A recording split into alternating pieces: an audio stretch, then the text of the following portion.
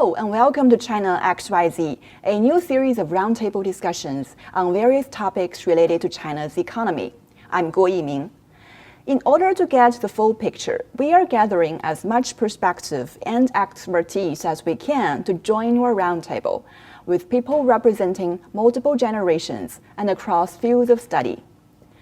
Today, we are talking about China's economic outlook for 2023 and how it relates to people's livelihoods and future prospects. After registering a less than expected growth in 2022, the economy showed great signs of recovery at the start of this year. But can this trend be continued, and what opportunities and risks may lie ahead for this country? Joining us today are three brilliant guest speakers. First of all, we have Mr. Michael R. Powers, a professor of finance at the School of Economics and Management, Tsinghua University. Welcome. Thank you. And also we have Li Mengyue, a postgraduate student at Schwarzman College, Tsinghua University. Thank you. And we also have Mr. Eric Sun Haotian, a new graduate with a master's degree in finance from Nanyang Technological University in Singapore. Nice to meet you all. Let's start with the two sessions, the MPC and the CPPCC. They are arguably the most important political events in China this year. Eric, as a new graduate, what are the topics that you are most interested in with regard to this year's two sessions? Well, off the bat, I'd say just with any young person in China, I'm most interested in the economic guidelines, financial guidelines, and foreign affairs guidelines that the two sessions might lay down for 2023. As a finance major graduate, I foresee analysts this year looking at these guidelines and laying down their growth expectations based on how these guidelines look, and from sectors to sectors, this might differ, but this is one of the most important things that analysts look into before deep diving into any investment or anything at all. Yeah, how about Mengyue? What are the topics that you are most interested in? Yeah, for me personally, I'm really excited to hear about how China will continuously support the rural economy development. As we can see, after China won the battle against rural poverty, I think national focus has shifted into reducing the income gap between rural and urban areas. And we can also tell the trend and the major tasks from #1 Central Document 2023, which mentioned about how the revitalization can really implement in the future. And I think the rural areas right now are discovering their own pathways. For example, some areas will seek for like e-commerce or live streaming to develop. But I'm also wondering, are there any new engines or contributors to the rural economy development? And how could government, enterprises, and villagers better interact with each other to support the development of our economy? And personally, for me, I am also doing my capstone in analyzing the collective economy in mountainous areas. So I really like to know more about the policy trends and also through my personal field trip in the future. Okay, Professor Powers, I know you have been living and working in China for so many years. As far as you're concerned, what will be the focus of this year's two sessions? I think that one thing that's important to keep in mind is that although there will be several areas that that merit greater attention from both portions of the meetings, that the overall proceeding is very comprehensive. And I think that this is something that's very important for audience members in other countries around the world to understand, especially in my home country, for example, the United States, where the political system works very differently, and it tends to jump from one high-profile issue to another. In China, there is much more of an effort to deal with things comprehensively and to study their interactions, the interaction of one policy, let's say in lending, the interact with another policy, say in consumption, and so we should keep that in mind when looking at the outcome of the sessions. But where I think that probably the biggest thing that is on many people's mind is the economy as we move out of the COVID period. And that's not just in China, really, that's around the world.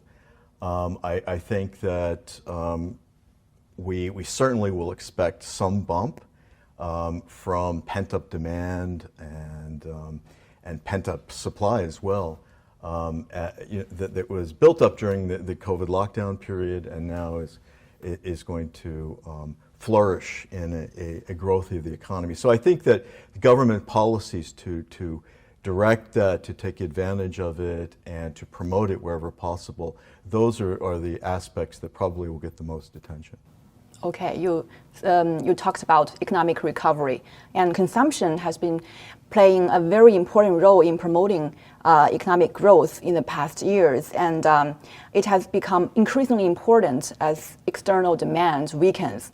What do you think China should do to spur consumption, consumer spending after 3 years of COVID that has likely affected people's willingness and ability to spend? And is China prepared enough to transition from an investment-driven growth model to one that relies more on consumption? That's a very good question, or collection of questions. So I first would like to mention that the policy or the strategy of building consumer demand and using that as a way of growing the Chinese economy is something that has been going on for a number of years now.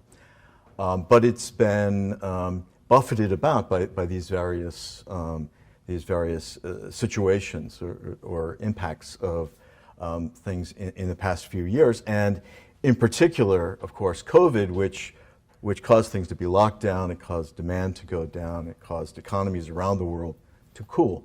So your question then, your central question is, what can the government do about this? And I think that there are two areas where I would look for very targeted policy responses. One is on the fiscal side, you could say China did not carry out that much fiscal stimulus of the economy during the COVID period, unlike the United States and some European countries.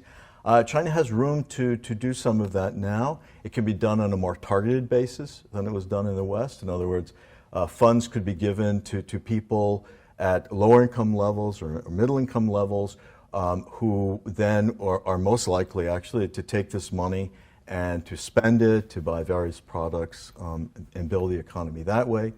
And at the same time, I would also look to one might say, the monetary side, that the government, not in terms of directly working with interest rates, but in terms of leverage policies in banks and encouraging loans to stimulate innovation.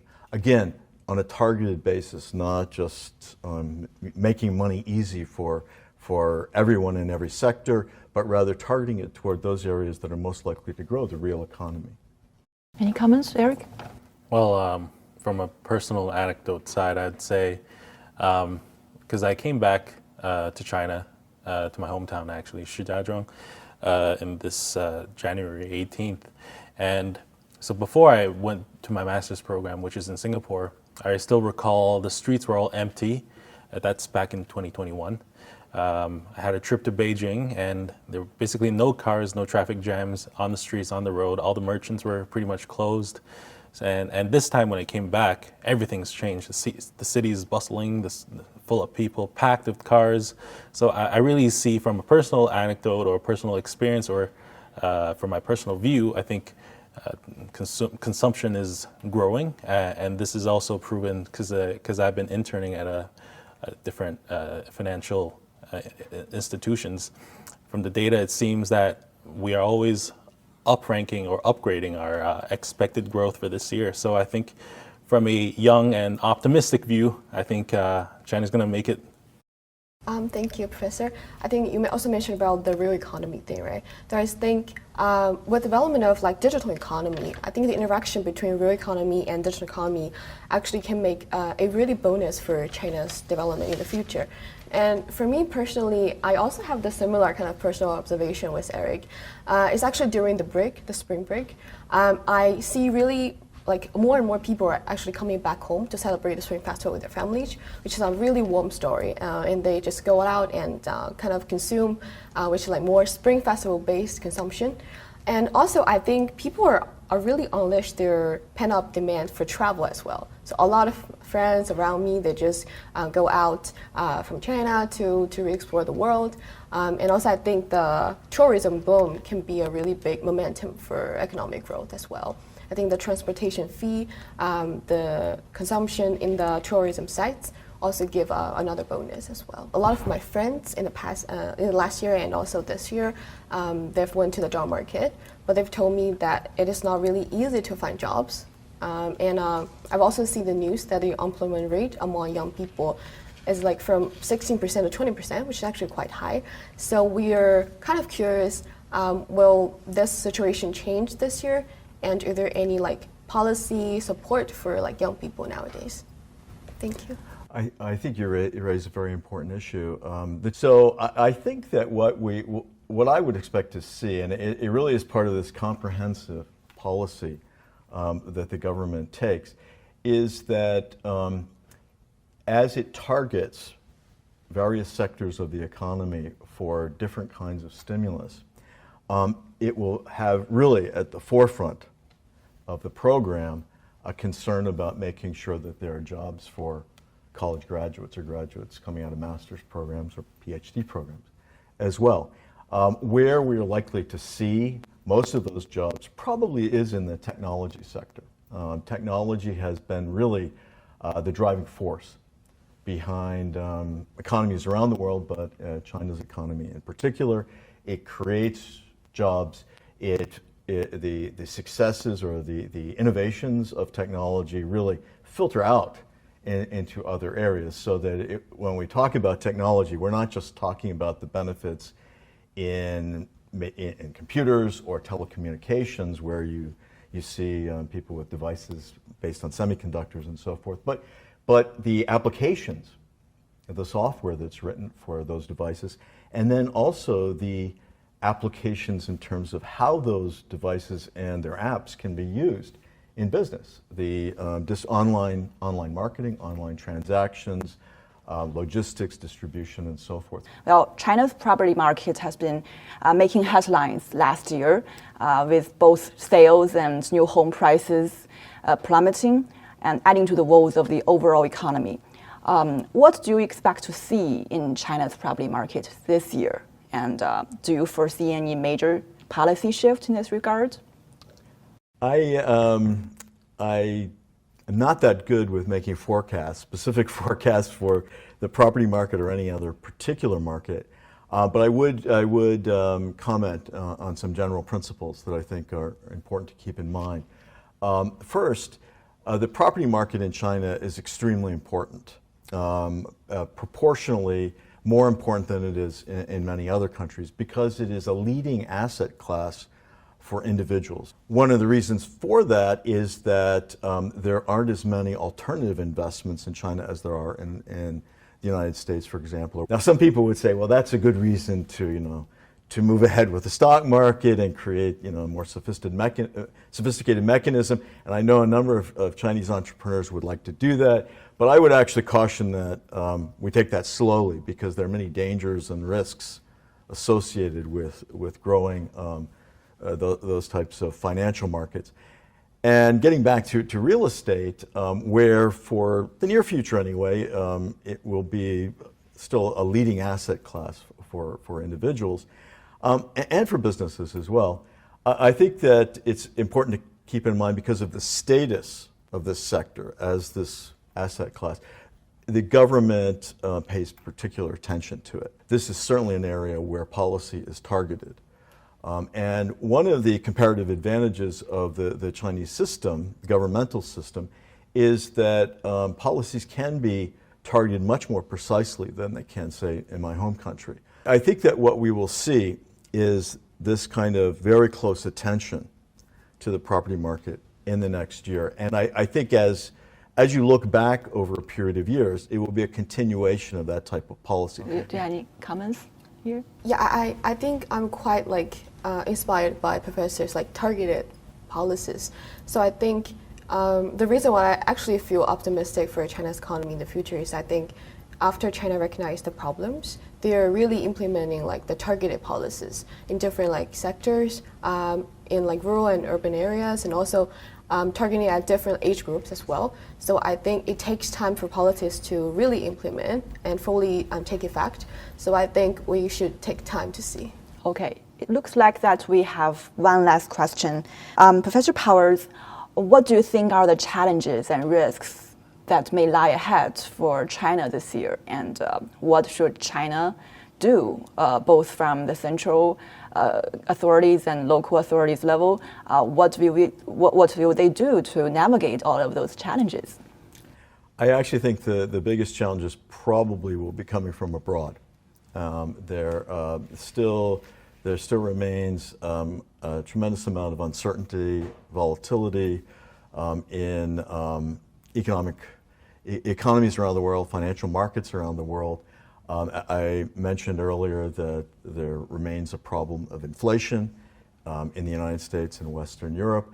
But while these economic concerns remain in countries around the world, they pose difficulties in a number of ways for the Chinese economy. Perhaps one obvious one would be in terms of energy prices. That if China comes out of the COVID period and begins to produce more, there will be more domestic demand for energy. So China will be going abroad into the energy markets, where prices, of course, are volatile, but recently they have been high.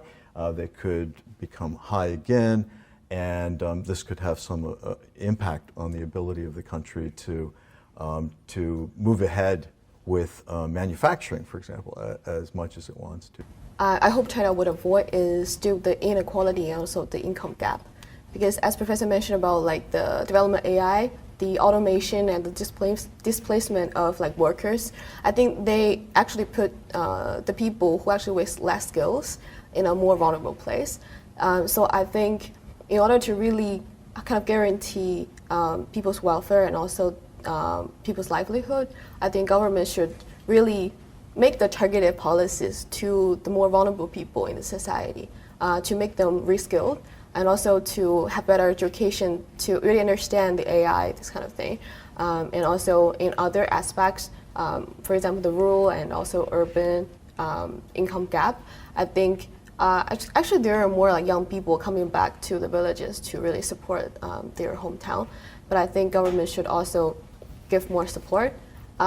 But as I mentioned at the very beginning, I think we should not only rely on government to do this. I think the government, the villagers themselves, and also the enterprises should actually cooperate to build this government, enterprise, like village complex to really push forward. Yeah. Yeah, in general, are you optimistic or pessimistic about China's economy looking forward? Yeah, I think I've mentioned like earlier, I'm quite optimistic. I think China has already identified the problems and they've tried to really resolve it with the targeted policies. So I think I'm quite optimistic. And also, for me, I think I will be soon like enter the job market as well. And I hope I will also contribute a little bit to China's economy in the future. Yeah, okay. Ladies and gentlemen, that brings us to the end of today's roundtable. Thank you to our three guest speakers for sharing their invaluable insights and expertise on various topics we discussed. We have covered a wide range of topics today, including the two sessions, China's economic recovery, the role of consumer spending in driving growth, employment, the property market, as well as challenges that may lie ahead. And that's all for today's roundtable. Thank you so much for joining us, and we hope to see you again soon. Bye.